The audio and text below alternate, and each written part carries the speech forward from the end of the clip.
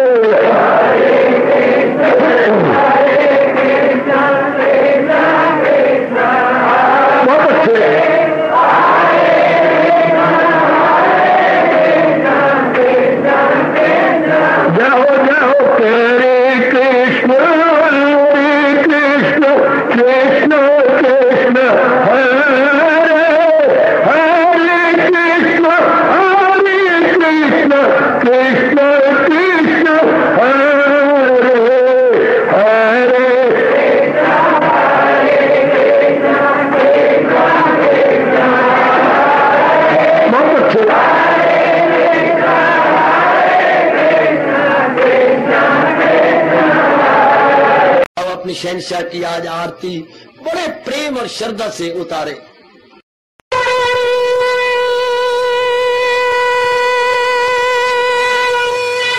ओम जय जगदीश जय हरे स्वामी जय दीना लात हरे भगत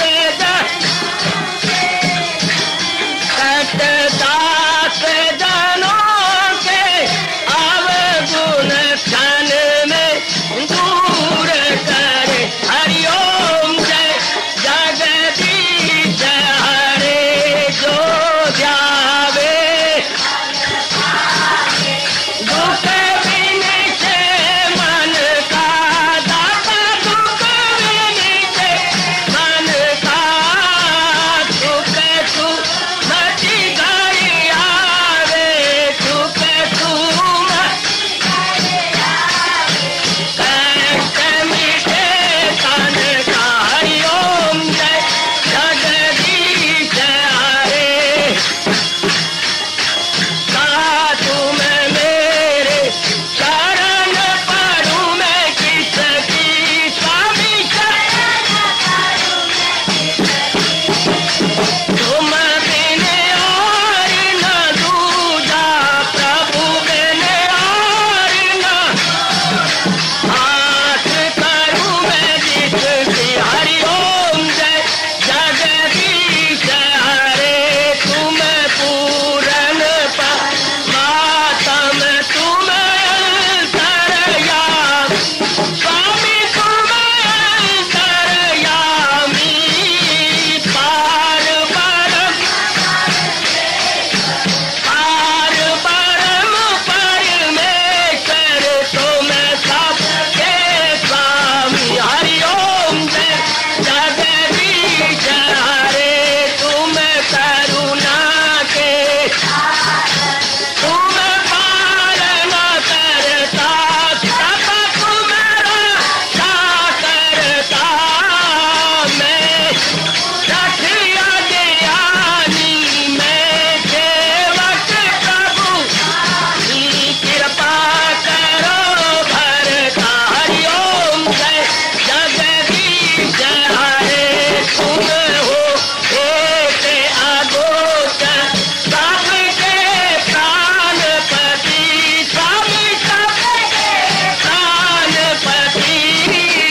किस विधि मिलूं दयालु किस विधि मिलूं कृपालु तुमको मैं तुम। हरिओम जय जगदीश हरे दीना बंधो ठाकुर तुम मेरे स्वामी रक्षक तुम मेरे अपने हाथ उठाओ अपनी चरणी लगाओ द्वार पड़ा मैं तेरे। हरिओम जय जगदीश हरे विजय विकार पाप हरो देवा स्वामी कष्ट हरो देवा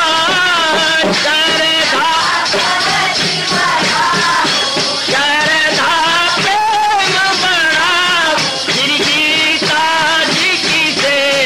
हरिओम जय जगदीश हरे मन धन सब कुछ है तेरा सब कुछ है तेरा तेरा तेरे अर्पण तेरा तेरे समर्पण क्या दे मेरा। हरिओम जय जगदीश हरे जय जगदीश हरे स्वामी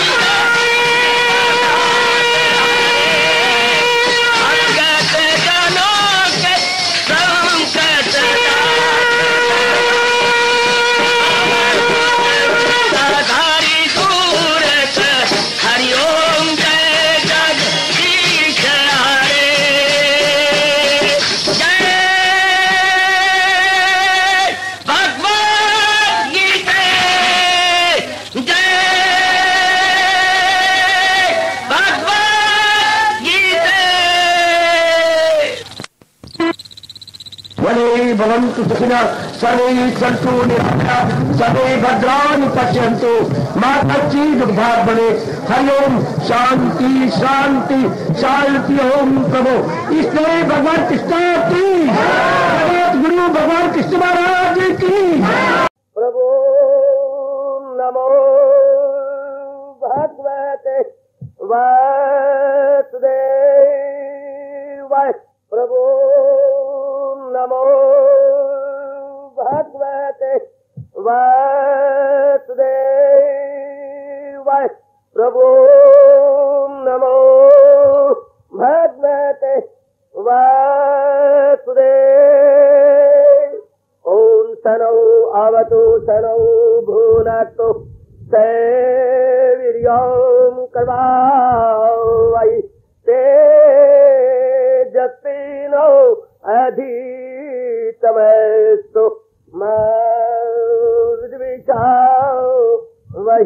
हरि ओम शांति शांति शांति। ओम प्रभु ब्रह्म विद्या गीता भगवती की मर्भागिन उपस्थित गीता अनुयायी मंडली माता बेटियों बुजुर्गों उपस्थित धार्मिक भाइयों, भगवान जी के अपरंपार दर कृपा से हम श्रद्धा और प्रेम पूर्वक श्रवण कर रहे हैं।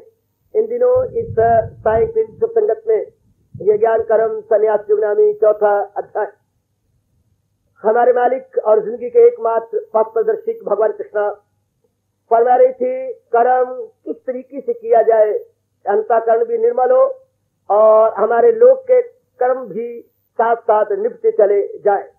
बहुत कमाल की बात इसे कहा करती है, एक तीर से दो शिकार खेलना। बहुत ही कमाल का, बहुत ही अच्छे। ये कैसे बात बने तो भगवान जी ने बता दिया था किस तरीके से वो इस श्लोक में हमने विचार किया। जब सब प्रकार की आशाएं जीव की खत्म हो जाती हैं और अंतःकरण पर वो निग्रह कर लेता है, उसके बाद भगवान ने कहा प्राणी पदार्थों के इकट्ठ करने का अब शौक उसको नहीं रहता। उसके बाद हजूर ने कहा ऐसा नेक जीव शरीर से कर्म करता हुआ भी न करने के समान, अर्थात क्रिया की प्रतिक्रिया उसके लिए नहीं होती। वो कर्म करता चला जाता है लेकिन अपने आप को शांत रखता है, अपना संतुलन बिगड़ने नहीं देता। ये कर्म की चोटी की अवस्था है, जबकि शरीर से कर्म किया जाए और उसका प्रभाव न पड़े, कई बार नाकामयाबी होगी, उसके बाद फिर पुरुषार्थ करेंगे, मन और पक्का होगा, तब कहीं भगवान की पूरी कृपा होने से ये चोटी की अवस्था बनेगी। जो मालिक ने कहा तन काम में मन रहे ध्यान में तो पल भी न गुजरेगी अज्ञान में। तन से काम होता रहता है, मन भगवान की ओर लगा रहता है, स्वभाव बन जाता है। ये अभी तो कुछ आपको हैरानगी हो रही है कि ये कैसे होगा, अगर तन काम में नहीं होगा या मन काम में नहीं होगा तो बात कैसे बनेगी। अगर मन पूर्ण रूप काम में होगा तब ना, धीरे करके अभ्यास कीजिएगा, फिर आपको अनुभव होगा। क्योंकि ये वाणी का विषय नहीं है, ये अनुभव का विषय है कि ये कैसे मुमकिन हो सकता है कि मन तो भगवान के चिंतन में रहे और तन द्वारा काम होते रहे। अभी तो आप कुछ विश्वास कीजिए कि ऐसा हो सकता है। धीरे करके अभ्यास जारी किया जाए तो कई बार भूलेंगे, कई बार कामना खा जाएगी, कई बार द्वेष पैदा हो जाएगा, कई बार भटकन पैदा हो जाएगी, फिर हम जुट जाएंगे, फिर लग जाएंगे, आखिर कामयाबी आपके हाथ में है। प्रभु जरूर आपको कामयाब करेंगे, मेरे मालिक सफलता जरूर प्रदान करेंगे। जुटिए, लगिए और भगवान भरोसे अपना जीवन में कल्याण करने की पूरी कोशिश कीजिएगा। इसके बाद क्या उसकी अवस्था होती है, जब तन काम में मन रहे ध्यान में तो पल भी न गुजरेगी असियान में, दूसरे वो पाप का भागी नहीं बनता। उसका अंतःकरण साफ सुथरा होता जाता है और वो भगवान जी के दिव्य दृष्टियों के काबिल हो जाती है। जरा ध्यान दीजिए, सब मेरी माताएं बेटियां बुजुर्ग और भाई अपने मन को खींचकर जरा वाणी में लगाइएगा। बहुत कल्याणकारिणी एवं मधुर वाणी चल रही है। इसके बाद क्या अवस्था बनेगी उसकी, ये श्लोक भी 22वां बहुत कमाल का है। दीजिए प्रारंभ करते हैं और धीरे करके समझने की कोशिश की जाएगी। यदृच्छलाभ संतुष्टा द्वंद्वतीता विमत्सरा समासिद्धौ असिद्धौ च कृत्वा अपि न निबध्यते। हरि ओम तत् सत्, हरि ओम तत् सत्, हरि ओम तत् सत्। जो मिल जाए ये उसकी अवस्था बनेगी। जो मिल जाए लेकर वही शाद है, न हासिल न पाबंदे इस दाद है। बराबर जिसके लिए जीत हार, फिर भगवान को कहना पड़ा अमल में अमल का नहीं वो शिकार। और सोच करके विचार करें, यदृच्छ लाभ संतुष्टा, यदृच्छ लाभ से संतुष्ट। हमने विचार तो किया, बहुत गहरे नहीं उतरे होंगे आप, अब हम उतरेंगे।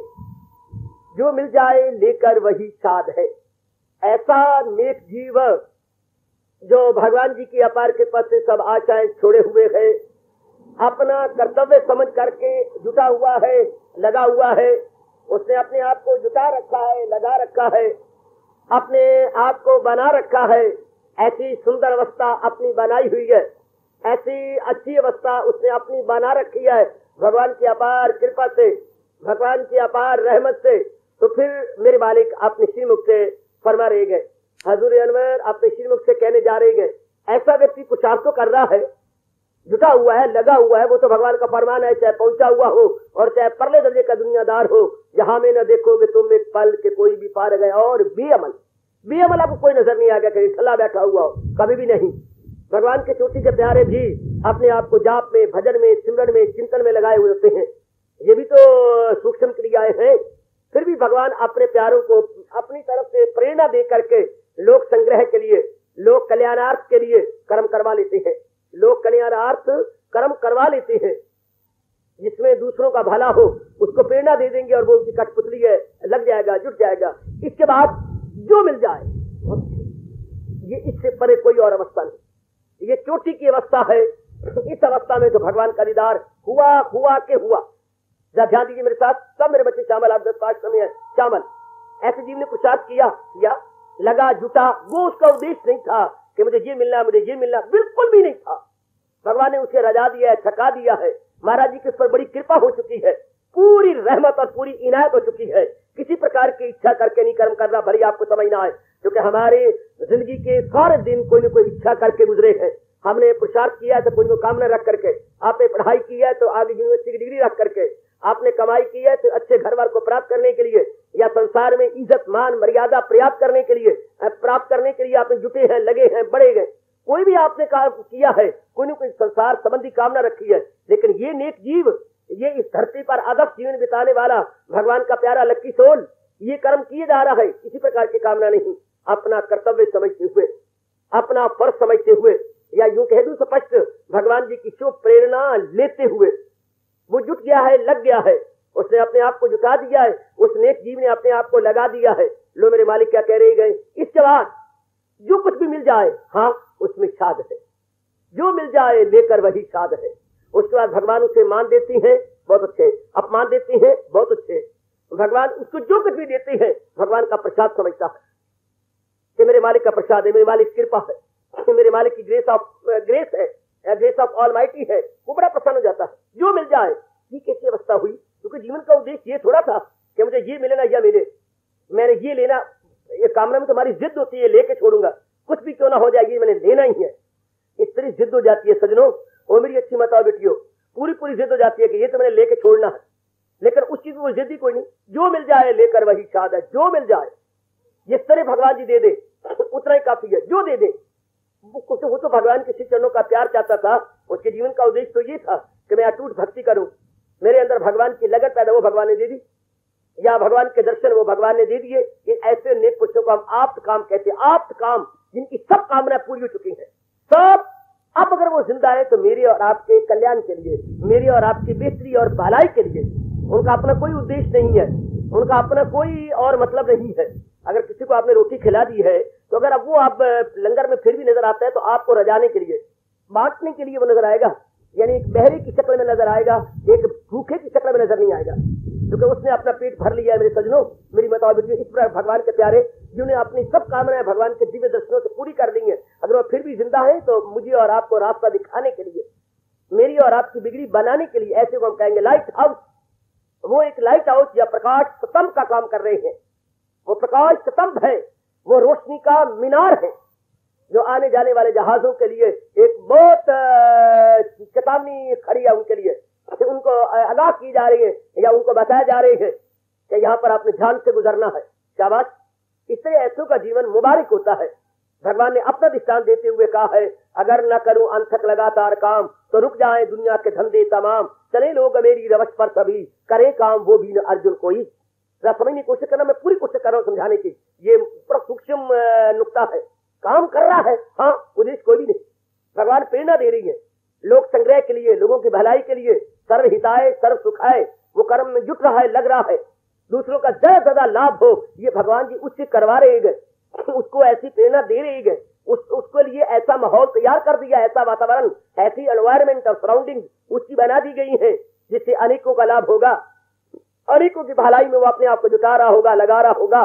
तो अब उसके बाद जो भी उससे मिल जाए, जो कुछ भी मिलता है संसार से, क्योंकि उसका जो असली उद्देश्य था वो तो पूरा हो गया, वो तो मालिक ने दीदार दे दिया, उसके संस्कार काट दिया, आवागमन खत्म हो गया, उसका मन रच गया, संतुष्ट हो गया, satisfied, now is contented and satisfied, quite contented and quite satisfied, या इंस्टॉल सेटिस्फैक्शन उसको मिल चुकी है, बिल्कुल शांत है। इसके बाद संसार संबंधी जो भी मिल जाता है उसे तो खुशी खुश है, जो मिल जाए लेकर वही शाद है, जो मिल जाए संसार से कुछ भी उसे मिल जाता है, खाने को कम मिलता है, थोड़ा मिलता है, रहने को स्थान मिलता है और मिलकर कोई उठा देता है, ये उद्देश्य को नहीं, जो मर्जी कर दो उसके साथ, उन्हें कोई परवाह नहीं इस बात की, कोई उनके लबों पर गिला नहीं, शिकवा नहीं, शिकायत नहीं, मुबारक मुबारक, कोई वो शिकायत नहीं करेगा, आप ये नहीं करें, कुछ मतलब ही नहीं।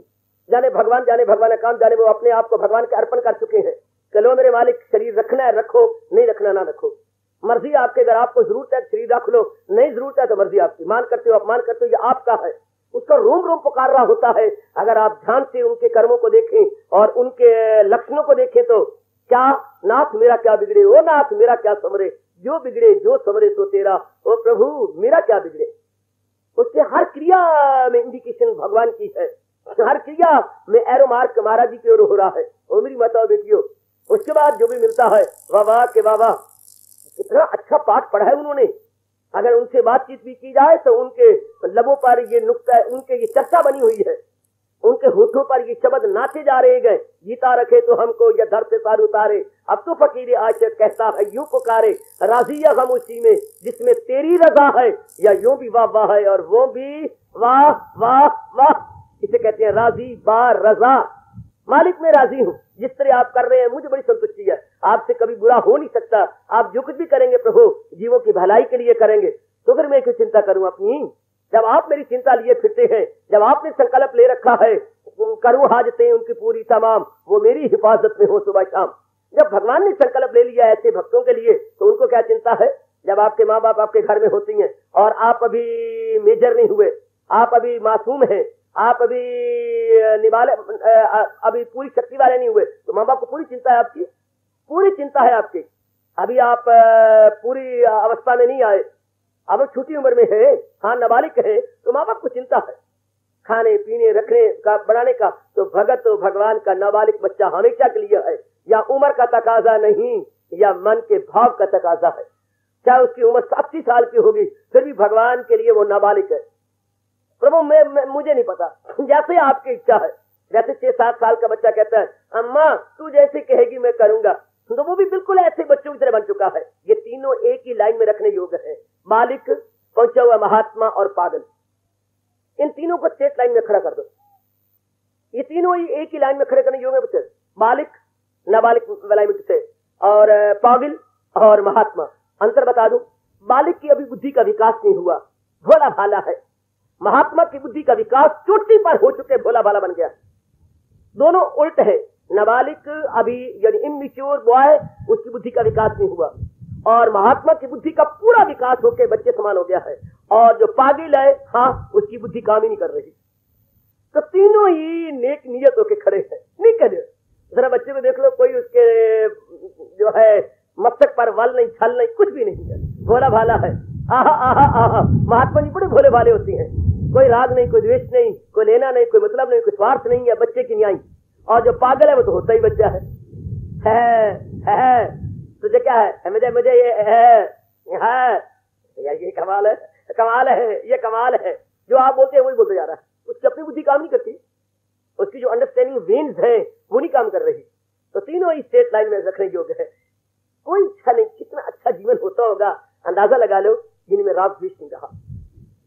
पागल में अनजाने रूप में राग द्वेष नहीं रहा, महात्मा में जाने रूप में राग द्वेष नहीं रहा। बच्चे की अभी विकास ही नहीं हुआ नाड़ियों का, अभी टू बी डिवेल्प्ड है, टू बी डिवेल्प्ड आहा, और महात्मा जी का फुल्ली डिवेल्प्ड आहा, और जो वो है वो अंडर डिवेलपमेंट, जो पागल है अंडर डिवेलपमेंट या under the layers of development.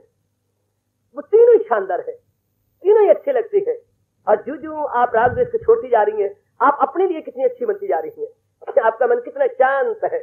इससे साबित होता है कि प्राणी पदार्थों में खुशी नहीं है, खुशी मन का विषय है, और मन को अंतर में रखने से शांति मिलती है। अगर इंसान इस राज को जान ले, कभी ना मन को भटकाए, मुझे ये मिलेगा, तो यही एक बड़ी भारी भूल है सज्जनों और मेरी माताओं बेटियों, जो हमारे मन में ये कीड़ा फंसा हुआ है, मुझे अच्छी चीज मिलेगी, मुझे नौकरी मिलेगी, मैं पास हो जाऊंगी, मुझे अच्छा घर बार मिलेगा, ये तो मुझे खुशी होगी। ये बिल्कुल धोखा है। दरअसल शांति तो आत्मा का विषय है, और अगर मन बार मुखी ना और अपने आप में टिका रहे, आहा वो अवस्था रहे जिसका दिल रूह से मुतमयन, उसी फर्द को कायम और अक्ल जिन आत्मनी एवं आत्मना तुष्टा चित प्रज्ञा सदा उच्चते। अपने आप में जो संतुष्ट है, किसी से नहीं, किसी के करके नहीं, अपने आप में संतुष्ट, अपने में संतुष्ट। अगर मन न भागे, न कोई तमन्ना करे, न कोई कामना और वासना बनाए, तो आप आदमी अपने आप में संतुष्टि पाता। ये व्यक्ति अपने आप में संतुष्ट है। बड़ा अच्छा जीवन है ऐसों का, बहुत निराला, बहुत ही सराहनीय जीवन है। ऐसी मेरी माताओं बेटियों, चाहे वो इस जहान में दिन प्रतिदिन कम होती जाएंगी, जो अपने आप में संतुष्ट हो, ना माँ से, ना बाप से, ना बहन से, ना भाई से, ना पति से, ना पत्नी से, ना इज्जत से, ना धन से, ना पदार्थों से, ना बारी आदर मान सत्कार से, अपने आप में संतुष्ट, अपने आप में। हजारों में कोई कोई इंसान आजकल के विचित्र समय में शायद देखने में आए, मैं शायद लगा रहा हूं, जो अपने आप में संतुष्ट हो, अपने आप में रहती हूं। इन्हें हम कहेंगे सेल्फ स्टैंड, या हम कहेंगे आत्मनिर्भर। वो इससे बहुत बड़ा लिमिटेड अर्थ लेते हैं हिंदी में आत्मनिर्भर। क्या जो अपना रुपया कमाते हूं और किसी की तरफ ना देखती हूं, हम कहते हैं आत्मनिर्भर। ना मेरे बेटे, आप बोलते हैं वो आत्मनिर्भर है, उसका बोलते हैं सेल्फ रिलायंस, अंग्रेजी में कहेंगे सेल्फ रिलायंस या सेल्फ स्टैंड। वो मेरी ये बेटी भाई आत्मनिर्भर है, मतलब खुद कमाती है, किसी के आश्रित नहीं है, तो गलत अर्थ है ये। आत्मनिर्भर वो, अच्छा जब चलो मैं मान लिया छोटे अर्थ लगा लूं, जो अपने कमाती है वो आत्मनिर्भर। कहां? धन रूप में तो वो निर्भर है, अपने पर है, पर कहां है? धन रूप में नौकरी के निर्भर है। आप कहते हैं वो आत्मनिर्भर हो गया, तो बड़े गलत अर्थ लगाते हैं। नौकरी पर निर्भर है। अभी थोड़ी सी बात बन गई थी, आपके मन में हलचल मच गई, भी जब तक पॉजिटिव आंसर नहीं आएगा तब तक पता नहीं क्या होगा। Wavering was there, wavering was there, even then you are implied, even the wavering is there. पता नहीं क्या होने वाला है, पता नहीं क्या होगा, कहीं कोई ये ना बन जाए, वो ना बन जाए। आहा, आत्मनिर्भर कैसे? आप कमा रही हो, हाँ, तो जो भी आपका हेडमिस्ट्रेस है उसके अधीन है, तो जरा तो टाइम ना पहुंचे, जरा तो ये बात ना बने, ये आत्मनिर्भर कैसे आप कहती हैं? फिर अपनी खुशी के लिए कहाँ का आप निर्भर नहीं करते? सचमुच आत्मनिर्भर तो वो है जो आत्मा या परमात्मा के भरोसे हो चुका, उसको हम कहेंगे वो अब जमाने के आश्रित नहीं है। वो अपनी खुशी का चश्मा अपने भीतर से ले चुका है, खुशी का चश्मा वो अपने भीतर से ले चुका है, अपने आप में संतुष्ट है। ये चोटी का महात्मा होगा, और महात्मा वो नहीं जो भगवे कपड़े में मलबूस है, महात्मा वो नहीं जिसे हजारों आदमी गुरुदेव गुरुदेव महात्मा कहती हैं। महात्मा आप नहीं जानेंगे, महात्मा वो जो पूर्ण रूपेण मालिक तक जिसकी रसाई हो चुकी है, और अपनी शांति का जो भीतर से ले चुका है, बिल्कुल अपने भीतर से। आजकल तो महात्मा बस हुआ है जिसके 10, 20, 50, 60 आप लोगों की तरह पीछे पीछे फिरते हो, हाँ जय जयकार हो रही, ओ महात्मा की धोर दरगाह तक पहुंच जाए ना। मेरे पुत्र आपको कुछ नहीं लग सकता ये बातें। कबीर साहब रो के गए थे कि वक्त बड़ा गंदा आ रहा है, फूटे आंख विवेक की, लखे न संत संत। ऐसा काला वक्त आएगा, कबीर जी कह रही है कि जीव की अकल मारी जाएगी। उन्हें ये नहीं पता लगेगा चोटी का महात्मा कौन है और अभी प्राइमरी स्टेज में कौन है, क्योंकि दोनों के कपड़े चाल ढाल बराबर नजर आएगी। फूटे आंख विवेक की, लखे न संत असंत, जाके पीछे 10-20 है ताको नाम महंत। जिसके पीछे 10, 20, 50, 60 हो जाएंगे, बड़े महंत हैं जी, बड़े पहुंचे हुए हैं जी, धुर दरगाह तक इनकी नजर जाती है जी, परमात्मा इनके अधीन हो चुके हैं जी, वगैरह वगैरह, चाटुकार बतेरे फिरते होंगे और लोगों को धोखा देते फिरते होंगे। लेकिन असल तो वो जीव वो है अपने आप में संतुष्ट, अपने आप में गदगद, बिल्कुल अपने आप। शायद ही आप उनका अंदाजा लगा पाए जो अपने आप में मस्त रहती हैं, अपने आप में अलमस्त रहते हैं। हाँ, उनके लिए मेरे भगवान कह रहे हैं जो मिल जाए, मिले ना मिले उनको क्या परवाह है। जो मिल जाए लेकर वही शाद है, जो मिल जाए। उनको किसकी परवाह है या उनकी कोई इनकी इच्छा है? आहा, तो उन्हें ये मिले वो मिले, जो मिल जाए। गुरुदेव महाराज अमेरिका में गए, वहां पर साल 2 साल लेक्चर दिए हिंदू धर्म पर। लोगों ने बहुत अप्रिशिएट किया, बहुत पसंद किया। आखिरी बार यूनिवर्सिटियों ने उन्हें नाना प्रकार के सर्टिफिकेट दिए। ये जरूरी नहीं होता पुत्र कि आप लोग हम लोग इम्तिहान दें तो डिग्री नहीं थी। यूनिवर्सिटी वाले खुद जाकर के ऐसे चोटी के फिलासफरों को डिग्री देने जाते हैं कि बड़ा चोटी का फिलासफर है, बड़े चोटी। उन्हीं की शास्त्र उनकी किताबें पढ़ के तो अगले डिग्रियां लेती हैं, मनोविज्ञान की या साइकोलॉजी की या फिलॉसफी की, वो खुद डिग्री देने जाती है। तो गुरुदेव को इसकी कई डिग्रियां विदेश वालों ने दी, विदेश यूनिवर्सिटियों ने बड़ी डिग्रियां दी। और जब स्वामी जी अपनी इंडिया को आने लगे तो उन्हें फेयरवेल के लिए जहाज पर चढ़ाने गए। तो स्वामी जी जब जहाज में बैठे तो जितनी डिग्रियों वाली थी सारी समुद्र के तह के ऊपर फेंक दी। महाराज तो बड़ी कीमती डिग्रियां, मैंने क्या करना है, मुझे यहीं से मिली थी, मैंने इसी के तह पर फेंक दी है। राम को पंजाब यूनिवर्सिटी के आगे डिग्री बड़ी भारू है, मुझे तो एक डिग्री चाहिए थी। भगवान के दिव्य दर्शन जो हो चुके हैं, मुझे बाकी डिग्रियों की जरूरत नहीं। सब समुद्र की सतह के ऊपर डिग्रियां तैरती नजर आई। उनको जरूरत क्या लगाई अंदाजा, उनको क्या करना है? डिग्री तो स्वार्थ पूरा करने के लिए, कहीं नौकरी लेनी है, कहीं कुछ करना, उनको इनको क्या, उनको आप पूछ लो, ऐसे अंदाजा लगाइएगा। ऐसे कोई जरूरत है जो मिल जाए, कोई ऐसी जरूरत है? तब अंदाजा लगाया उन लोगों ने कि हम जिनके लिए मरते रहते हैं, इन लोगों को परवाह सकती नहीं है। लो, हमारी समुद्र की सतह पर ये सारी फेंकते हुए जा रहे हैं कि तुम्हारी डिग्रियां इज इक्वल टू ये, no meaning to realise on. चीजों की महत्ता तो हम बढ़ाते हैं, चीजों में तो कोई अपने आप में इंपॉर्टेंस नहीं है, अपने आप में तो कोई इंपॉर्टेंस नहीं। अगर हमारे मन में कामना ना हो, इच्छा ना हो, तो बड़े से बड़ा आदमी मेरे और आपके लिए जीरो है। बड़े से बड़ा, चाहे कोई गवर्नर आए, चाहे कोई चीफ मिनिस्टर आए, अगर हमारे भी कोई कामना नहीं है, इज इक्वल टू जीरो। बड़े बड़ी को आदर मान तो हमने दे रखा है। परमात्मा की कसम, अगर सारी जीव ना हो और इनके पास कोई भी कामना वाला ना जाए, तो ये बिल्कुल बेइज्जत होकर के नौकरियां छोड़ के आ जाए। मिनिस्टर के पास कोई भी ना जाए, चीफ मिनिस्टर के पास कोई भी ना जाए, गवर्नर के पास कोई भी ना जाए, प्राइम मिनिस्टर के पास कोई भी ना जाए, तो अपनी कुर्सियां तुड़वा के सारा दिन घर में आ जाए। कोई भी इनके पास कामना का चले, तो दुनिया कामना से भरपूर, बस ये धक्के देते रहेंगे, चलो है तो कोई सूचते देंगे, क्यों आ गए? और दुनिया मरी पड़ी है, उनको अकल तो है नहीं, दानात वो है नहीं, अपने अंतर्मुखी तो होते नहीं, इसलिए इन जीरो की वैल्यू बना रखी है। कुछ भी वैल्यू नहीं, इनकी वैल्यू तो हमने बढ़ाई है पुत्र। अगर हम आप काम हो, हम अपने अंतर्मुखी जाने वाले हो, हमारे पास चोटी अज्ञान हो तो होना नहीं। वो तो भगवान ने पहले कह दिया है, हजारों में होगा कोई खाल। वो तो कोई विरले जीव होती है जिनके पूर्व के संस्कार बड़ी अच्छी और बड़ी अच्छी नेक कमाई हो, तो वो भगवान की ओर जाती है। अदरवाइज तुम्हें सदियों आप देख ही रहेंगे, क्या सब कामनों में मरे पड़े हैं, मैंने ये करना है, मैंने वो करना है, तो बाओ फिर इनकी वैल्यू है, डीसी की वैल्यू बढ़ गई, थानेदार की वैल्यू बढ़ गई, वो हमने बढ़ाई है, इनकी वैल्यू हमने बढ़ाई है। बार बार धक्के खाएंगे, इनके पास जाएंगे, वो भी कहेंगे ओ हमारे बिना इनका काम करना नहीं हुआ है, और दिन चढ़ता नहीं, और आगे हजारों में जनता खड़ी जाती है हमारे आगे, फिर तो वो उनको पूरा मिलेगा।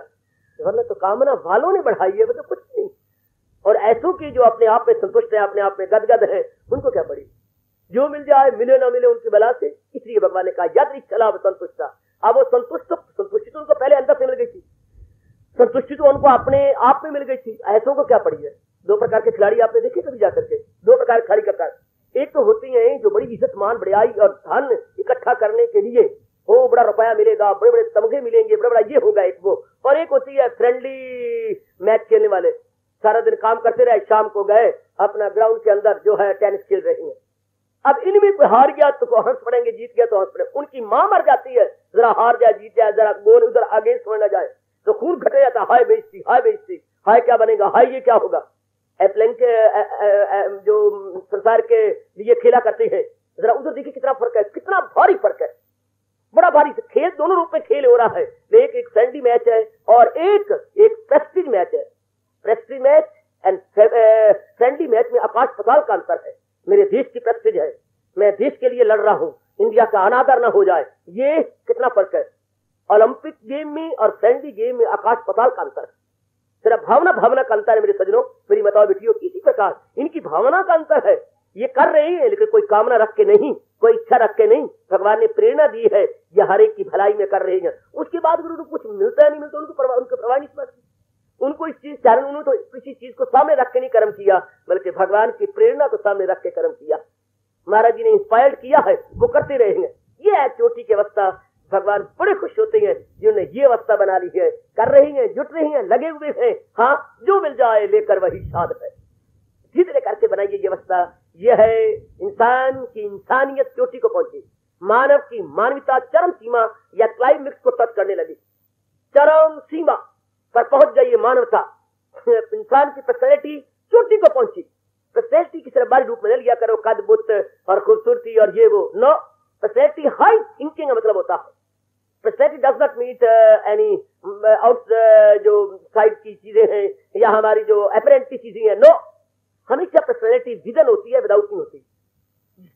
जिनके इतने चोटी के इरादे, इतने चोटी के विचार, इतना उद्देश्य है, इनको हम इंसान नहीं कह सकते। ये इंसान रूप में मुझे कसम आपकी देवता है, जो किसी कामना के अधीन नहीं, किसी इच्छा के अधीन नहीं। ओहो, ऐसों के लिए कबीर साहब ने सदाबहार के फूल चढ़ाए हैं। चाह मिटी चिंता गई मनुआ बेपरवाह, जाके कछु ना चाहिए तो ही शहन शाह। वाकई इसमें कोई शक नहीं, तख्त और ताज रखने वाला ही बादशाह नहीं है। सब प्रकार की कामना छोड़ के ये बादशाहों का ही बादशाह है, ये बादशाहों का भी बाप है। आनंद से फिरता है। बादशाह की भी खुशी बाहरी रूप में है। जनता उसकी अगेंस्ट हो गई तो बात, सारी बात खत्म हो गई। जनता उसके हक में होगी तो बात बनी रहेगी। इस पराधीनता है, और जनता सदा किसी के साथ नहीं रहती। भगवान राम आए तो धोबी जैसे भी बोलियां मार के चले गए तो आपस की बात भी मूली। धोबी जैसा भी जो है क्या मारता है, बोली मारता है। गजब, जिससे कि सीता जी को भगवान राम ने दे दिया था क्या, वनवास। तो पुत्र जनता साथ ये थी जो अपने आप में संतुष्ट है। मुबारक है ऐसे नेक पुरुषों का जीवन जो अपनी खुशी के लिए किसी और का मुंह नहीं सकते, जो अपनी और नारी चोली के अंदर अपनी खुशी के लिए दूसरे की ओर ना देखना। देवी, वो देवी होगी, वो भगवती होगी, वो मातेश्वरी होगी। देवी कहूं, भगवती कहूं ना, मातेश्वरी कहूंगा।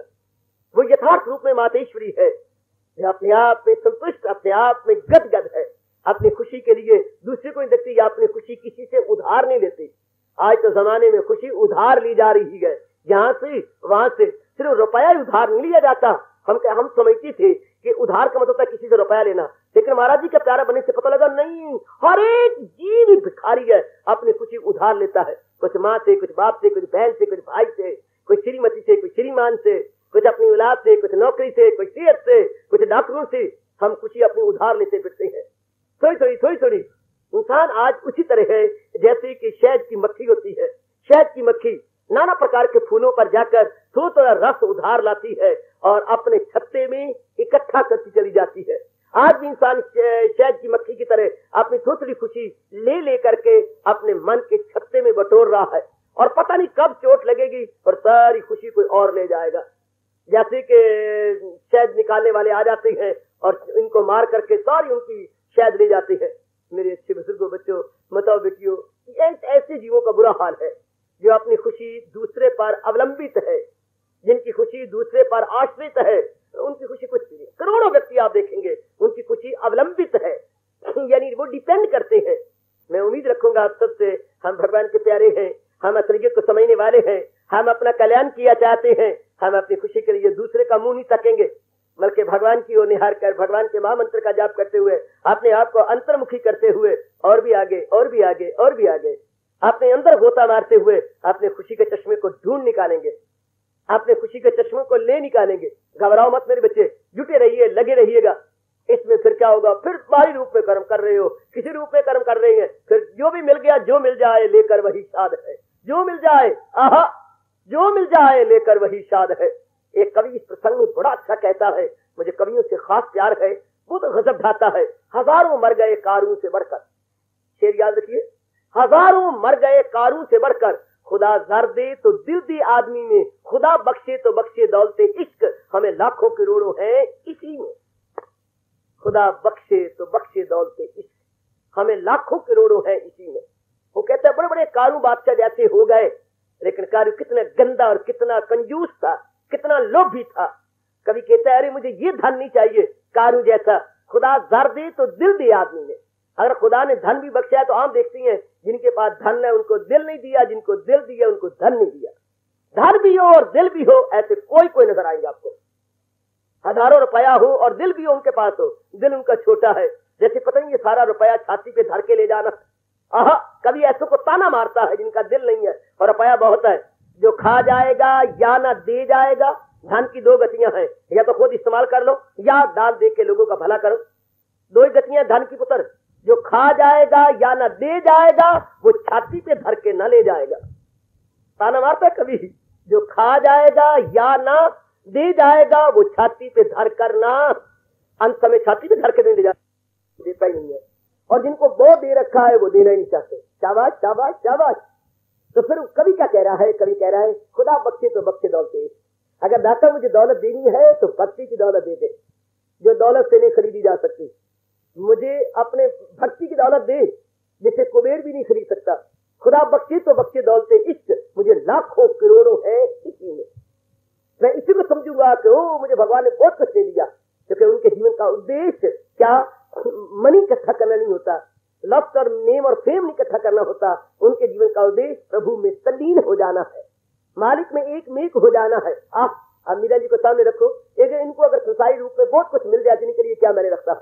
कबीर जी को सामने रखो, प्रातः स्मरणीय संत शिरोमणि गोसाई तुलसीदास जी को सामने रखो, पंजाब को चार चांद लगाने वाले बीच शादी के ज्ञान सम्राट स्वामी रामतीर्थ गुरु महाराज जी को सामने रखो, विवेकानंद जी को सामने रखिएगा। अब इनको संसार संबंधी कुछ मिल भी जाए, क्या मैंने रखता है?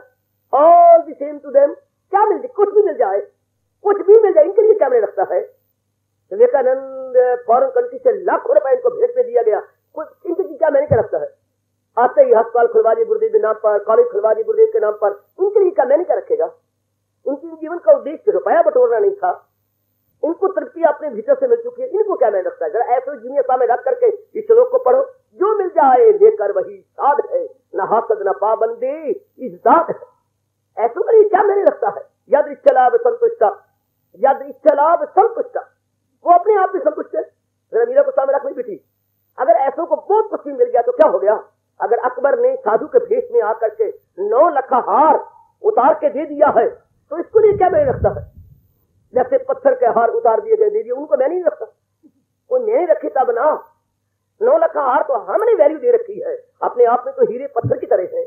आहा, भगवान ने भी कहा जो पहुंची हुई थी उनके पत्थर मिट्टी और सोना एक समान। आपने कई बार श्लोक पढ़ा पुत्र, ये तो वैल्यू हमने दी है। अब आप जितनी सोने की वैल्यू दे रहे हो, आप नर नहीं देता, आप लोग वैल्यू दे रहे हैं, ये तो आप समझिए ये खूबसूरती का विशेष अंग है। लो मैं अब ऐलान कर रहा हूँ, अब जो दिन चढ़ रहा है नारी का मन हट गया है, इसको ये समझने में बड़ा अच्छा हुआ जो इसकी कीमत बहुत बढ़ गई है। हाँ, अब छोड़ते मारो काट ना, कोई छूटती हमें क्या पड़ी, साथ गर्दन भी कटवा ले और साथ ये भी कर ले, 2000 रुपया तोला मारो काट हम ही पहनते। अब आपकी दृष्टिकोण बदल गया, जो नई पीढ़ी आ रही है इनको दृष्टिकोण बदल गया। हमारे को सोने की वैल्यू हमने बढ़ाई थी और आप ही विड्रॉ कर रही हो, फिर भी आप कोई अपने लिए नहीं रखता, कोई अर्थ नहीं रखता। तो वैल्यू तो हम चीजों के हम बढ़ाते हैं, अपने आप में तो इनको वैल्यू नहीं है। अपने आप में कोई वैल्यू नहीं। शाबाश मेरे बच्चे शाबाश। किसी चीज की वैल्यू अगर इंसान ना बढ़ाए अपनी ओर से, कोई वैल्यू नहीं।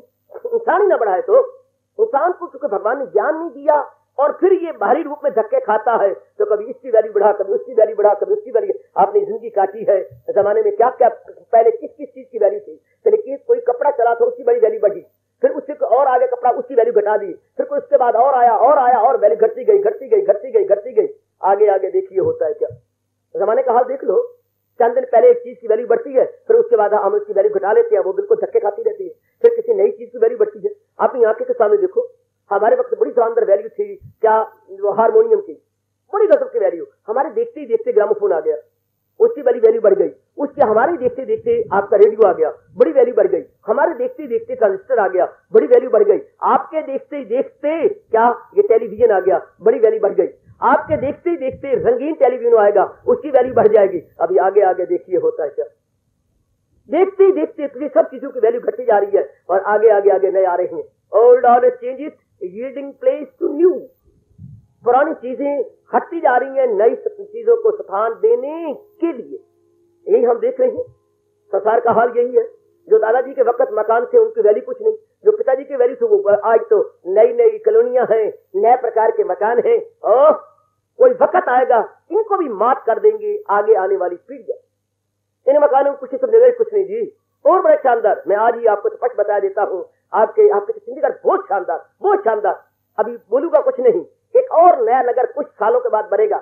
जो इसको भी परमात्मा के समाप्त कर देगा। चंद सालों के बाद ऐसा एक और कैपिटल बनेगा जो इसको मात कर देगा। फिर क्या होगा? फिर लोग कहेंगे अरे जैसे अभी चंडीगढ़ भाई देखने ही होगा, आपके पर मुंह पर वो होगा भाई फलां शहर ने तो चंडीगढ़ को ही मात कर दिया है, फिर गजब ढा दिया। इसमें अनेक कमियां रह गई हैं जो उसमें होंगी, जो उसमें बनाई जाएंगी, अनेक कमियां अभी लाले पड़ रही हैं उनके। दिन प्रतिदिन हमारे चंडीगढ़ में जबरदस्त एक आफत आ गई है, पानी की कमी, शॉर्टेज, वाटर शॉर्टेज। दिन प्रतिदिन उनकी एक्सपेक्टेशन की सारी गलत निकली है। हम ये कर लेंगे वो कर लेंगे, इस तरह और कमी आती जा रही है, बिजली की, पानी की, और भी शॉर्टेज होती जाएंगी। उनको माफ करेगा, एक नया कैपिटल बनेगा। हाँ, फिर क्या होगा? दुनिया में चलता इससे रहता है। अभी आप कहते हैं वर्थ सीइंग, फिर कहेंगे दैट इज वर्थ सीइंग, फिर उसको भी कोई माफ करेगा, फिर दैट इज वर्थ सीइंग, फिर तो कुछ बात न बनी, फिर तो कुछ भी ना हुआ। आहा, इसी तो इंसान धक्के खाता रहे, इस तरह अपनी अनमोल जिंदगी को तबाह करता रहेगा। Tomorrow here, today here, tomorrow there, today here, tomorrow there. तो इंसान का कोई कैरेक्टर ना हुआ, इंसान का अपना कोई स्थान ना हुआ। आहा, आइएगा, अंदर की वो अवस्था है जिसमें तलीन हो जाने के बाद जीव हमेशा के लिए स्टैंड कर जाता है, सदा के लिए स्टैंड करता है, सदा के लिए। कमाल कर जाते हैं, गजब ढा जाते हैं, कमाल करते हैं पुत्र, अपने आप में गजब ढा देते हैं। अभी चंद दिन पहले रांची की ट्रेन यहाँ से चली थी, उन्होंने कभी कमाल कर गई बनाने में, इंजन अब डब्बे कमाल के। अब जो आपके हिमालयन क्वीन चली है, अभी गुजर गई हमारे सामने, इसने गजब खा दिया, रिकॉर्ड रख दिया। हिमालयन क्वीन, ये हिमालय की क्वीन, ये इसका नाम रखा गाड़ी का, तो कमाल कर दिया। अब फिर कुछ 4-5 साल बाद और गाड़ी निकालेंगे, वो उसको कमाल कर देगी। तो फिर विचारवान इसलिए इन पदार्थों पर दिल नहीं देता, अपना मन विड्रॉ कर लेते कि ये भी क्या बात बनी।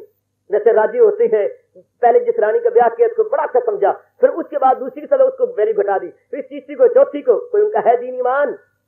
दुनिया वालों का ना कोई दीन ईमान, सिर्फ चढ़ते सूरज को राम राम। जिसकी पतंग चढ़ गई, मान आ गया, आबरू उनकी चढ़ गई, वाह वाह वाह, दुनिया वालों उसके पीछे हो जाएगी, उसी के पीछे। फिर उस चंद्र के बाद उसको गिरा देंगे, कोई और वस्तु है, फिर उसके पीछे धक्के खाने लग जाएंगे। सजनों, दुनिया वालों का तो बहुत बुरा हाल है, बहुत बुरा धक्के खाते फिरती हैं। भगवान के प्यारे हैं जो अपने आप में शांत होकर आनंदित है, उसके बाद फिर जो मिल जाए लेकर वही शाद है। जब शाद है, पूरी शांति तो उनको अंदर से मिल गई है, बाहर से कोई चीज मिली ना मिली उनके लिए बराबर है। ये चीज मिली तो क्या, वो चीज ना मिली तो क्या, अपने आप में संतुष्ट है, अपने आप में गदगद है, अपने आप में प्रसन्न है। जिंदगी है तो ऐसी जिंदगी है। ऐसे को देख करके महापुरुष कह गए, निराली चाल है इनकी, जमाने से निराले हैं ये आशिक कौन सी बस्ती के, यार अब रहने वाले हैं। ये कहाँ के रहने वाले हैं? इनकी चाल निराली, इनकी ढाल निराली, इनकी नैनों में खुमारी, ये अपने आप में मस्त, ये किसी के तलुए नहीं चाटते, ये किसी के मुंह के चमचे नहीं बनते। जमाना मुंह के चमचे बनने के आगे है, अभी चमचे बनने का है, उससे कड़छी बनने का आ जाएगा, यानी और ज्यादा देना पड़ेगा, और ज्यादा करना पड़ेगा। ये तो फिर कोई बात नहीं बनी, दूसरे के मुंह तकते रह गए। जीवन है तो ऐसों का जीवन है जो अपने आप में संतुष्ट, अपने आप में गदगद, अपने आप में प्रसन्न। मोस्ट लक्की, मोस्ट लक्की, मोस्ट लक्की सोल। बड़े अच्छी किस्मत वाले हैं जो अपने आप में प्रसन्न रहते हैं, अपने आप में गदगद रहते हैं। भगवान ऐसों के लिए कह रहा है, जो मिल जाए लेकर वही शाद है, ना हासद ना पाबंदे इज़्ज़ाद है। इस पर तो फिर विचार होगा। अभी तो इतने में अपने आप में ऐसों को जीव कहेंगे, ये है self stand lucky soul, self stand lucky soul. अपने आप में संतुष्ट रहने वाले आत्मीय आत्मना तुष्टा है ये। आत्मीय आत्मा अभी तो आप पूरा नहीं समझ पाएंगे, क्योंकि अभी आप इस मार्ग पे चले हैं, जुटे हैं, लगे हैं। इनको अपने आप में खुशी मिलती जा रही है, अपने आप में प्रसन्न है, किसी से कोई मतलब ही नहीं है, आहा, किसी कोई लेना देना ही नहीं है, आहा, अपने आप में संतुष्ट। जब उमड़ा दरिया उल्फत का, हर चार तरफ आबादी जिनके उद्गार हुआ करती है, पहुंचे हुए को जिनको शांति अंदर से मिल गई उनके उद्गार है। जब उमड़ा दरिया उल्फत का, हर चार तरफ आबादी है, हर रात नई एक शादी है, हर रोज मुबारक बादी है। इनके लिए हर रात शादी की तरह है, हर रात दिवाली है, हर रोज दशहरा है। हर रात दिवाली है, हर रोज दशहरा है। इनकी हर रात दिवाली है जो अपने आप में संतुष्ट है, और हर रोज मानो दशहरे की मानद है। खुश सदा दिवाली साज की, आठों पैर बसंत, हमारे यहाँ कहावत चलती है, सदा दिवाली साज की। अजी क्यों? अपने आप में संतुष्ट रहने वाले हैं ना। इनकी सदा दिवाली है। हमारे लोगों की दिवाली साल में एक दिन आती है, बढ़िया कपड़े पहन लिए, सज धज गए, जरा बटक मुटक के गए, जरा बाजार में मिठाइयां आ रही हैं, दिवाली मुबारक, Diwali greeting, Diwali greeting sir, Diwali greeting, Diwali मुबारक, दिवाली मुबारक। और इनको देखो जिनको अपने में संतुष्टि है, सदा दिवाली है।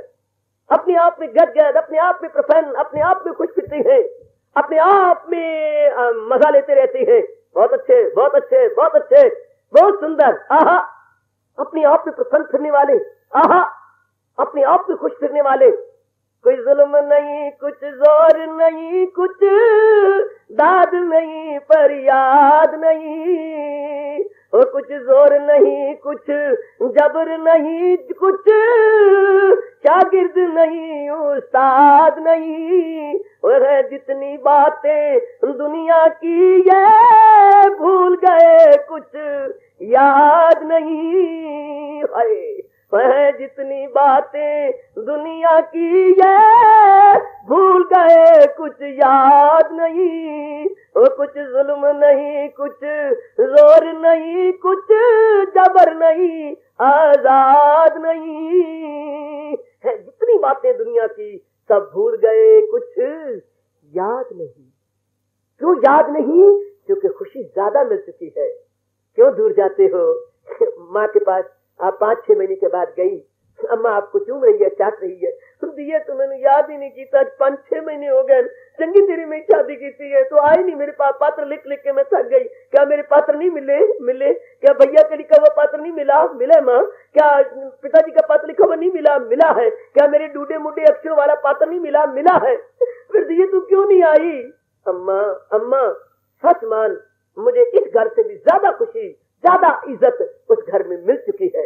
माँ, अगर वहां कोई कमी होती, कुछ होता, मैं तेरे पास आती। अब तूने प्राय पुत्रों के हवाले कर दी है और शुक्र मना पाए, प्राय पुत्र पूरी कदर करने वाले मिले हैं। अच्छा मेरी धिये, अच्छा मेरे पुत्र, तू वस्ती रहो, तू खुश रहो। क्यों नहीं धी आती? क्योंकि यहाँ से भी ज्यादा खुशी मिल चुकी है। तो कदर करने वाले हैं, इज्जत करने वाले हैं, सारी उसकी जीजी कर रहे गए, इसलिए नहीं आती। उस दुनिया को क्यों भूल गया? वो क्यों कह रहा है कुछ याद नहीं? सब क्योंकि इससे भी कहीं ज्यादा खुशी उसको मालिक से मिल चुकी है। इसको आग लगाए क्या करे? हमारी सगी बहन नहीं घर में आना चाहती। तो अम्मा मैं क्या करूं?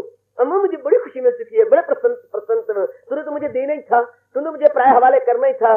बस तेरी धी बड़ी खुश रहती है, तेरी धी बड़ी शांत पड़ती है। हाँ अम्मा, अगर मुझे घाट होती, कोई ताना मारता, अम्मा मैं तेरे पथ की भी इंतजार किए बिना तेरे घर में आधी रात के कुंडा खटखटाती। अम्मा कनका लंबियां धियां क्यों जमियां निमाए, कनका निसरियां धियां क्यों जिसरियां निमाए, कह के तनी रोती, ऐसे ताने खिंच खिंच के मारती।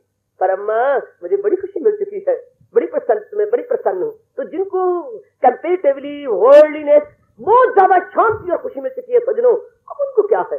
उनको संसार की ये चीज मिली तो क्या बेमैनी है? बेमैनी, निरर्थक, यूजलेस, है कुछ नहीं। उनको आपने ये दे दिया तो क्या, वो दे दिया तो क्या, ये मिला, उनके लिए क्या है? उनके लिए क्या है मेरे पुत्र?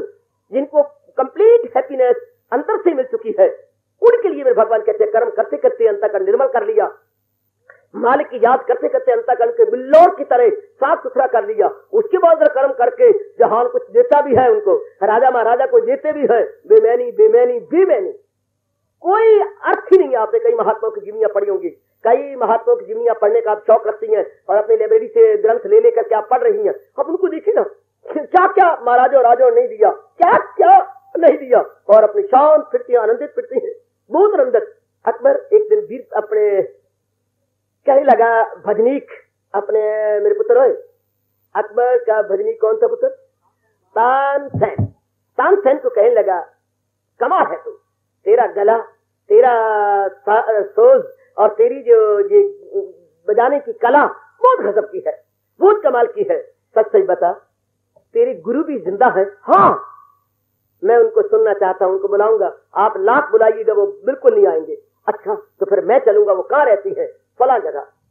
तो कहते अपनी जीवनी में आता है उनके, तानसेन अकबर को भेष बदला करके ले गया और वहां जाकर के गुरुदेव की सेवा की। तानसेन तो आ गया, सुना क्या हाल है? बहुत गुरुदेव आपकी बड़ी कृपा हो रही है, बहुत अच्छा हो रहा है गुरुदेव, मैं कुछ सुनना चाहता हूँ आज आपसे। बड़ा इनका आपस में प्यार था गुरुदेव और शिष्य का। उन्होंने सुर शुरू कर दी, बड़ा सुंदर बजाया, 2-4 गीत सुने। अकबर को सुन के बहुत खुश हुआ, बड़ा प्रसन्न। वापस आ गए। वापस आ जाने के बाद अकबर ने काफी इनाम भी दिया।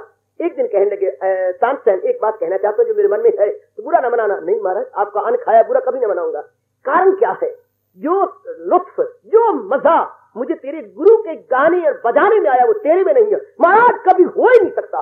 लाख मैं कोशिश करूं, तिल लगा दूं, मैं कितनी कला सीख लूं, क्यों? परफेक्ट तू भी है महाराज, तब तक परफेक्ट हूं जब तक गुरुदेव सामने नजर नहीं आते। अगर वो आए तो मैं बिल्कुल ही उनके मुकाबले में कुछ भी नहीं हूं। पर नहीं, तू उनके ऐसा नहीं बन सकता, गुरुदेव में बन ही नहीं सकता। अकबर, क्यों जी राजा मैं कैसे बन सकता हूं?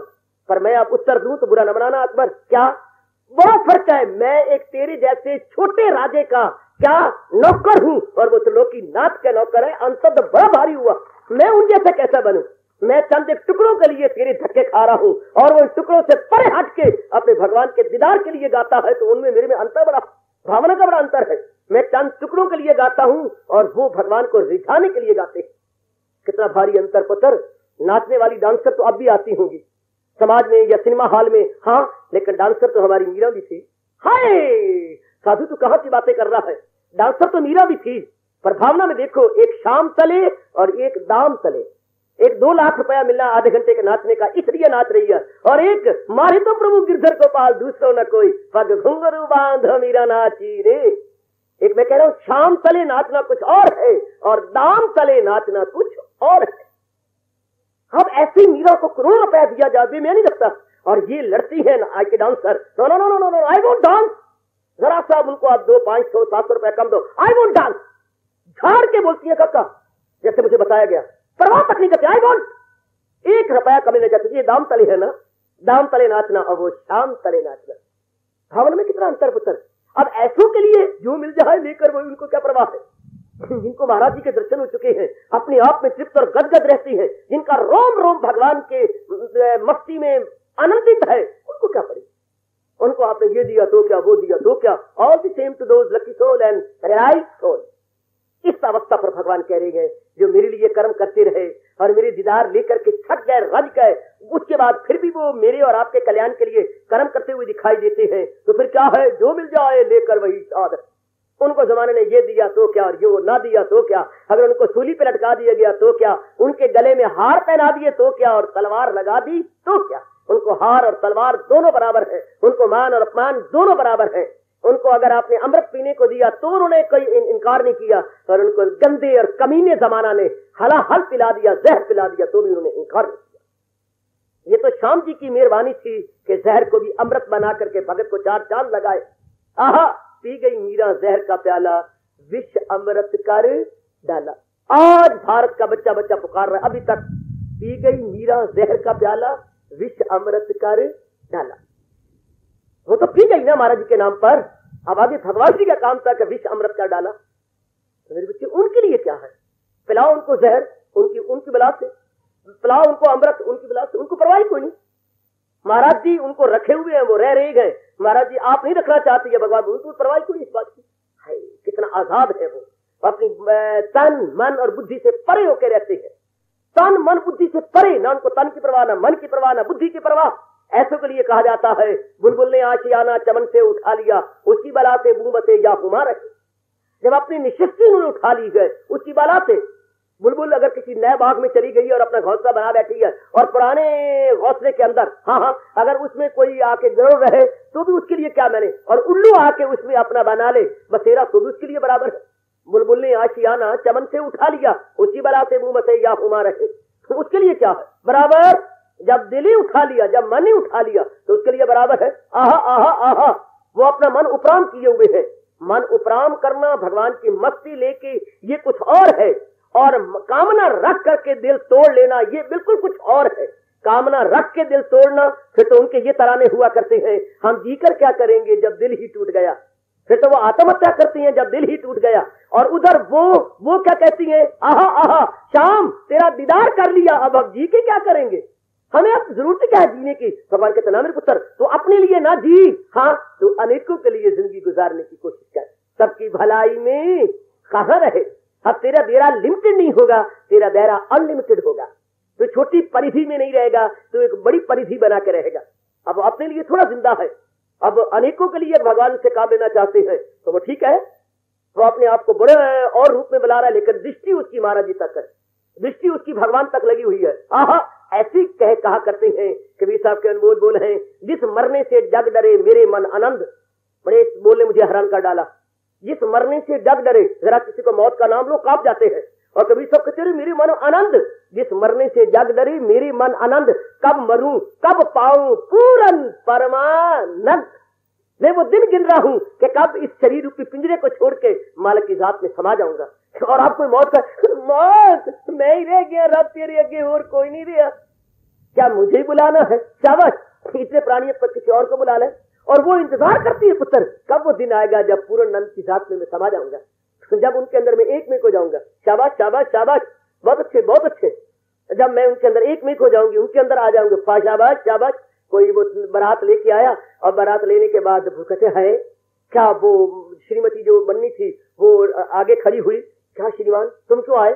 मैं बारात लेके आया, किस लिए? तेरे लिए। क्या सारे हरियाणा में मैं ही रहेगी तेरे काबल और कोई नहीं रही? एक मैं रहेगी तू तेरे काबल है? तो सारी आदमी के दृष्टिकोण कुछ और होते हैं, आहा, और भगवान के प्यारे का दृष्टिकोण कुछ और होता है। मैं बड़ी व्याख्या करूंगा तो भी पूरी समझ नहीं आएगी, क्योंकि इतनी अवस्था आपकी है नहीं। अभी आप प्राइमरी स्टेज में हैं, लग रही हैं, जुट रही हैं, वो कुछ अपने आप को बढ़ा रही हैं। जरा सा कोई बात आपके अनुकूल हो जाती है, प्रतिकूल हो जाती है, आपका तवाज़ुन ठीक नहीं रहता।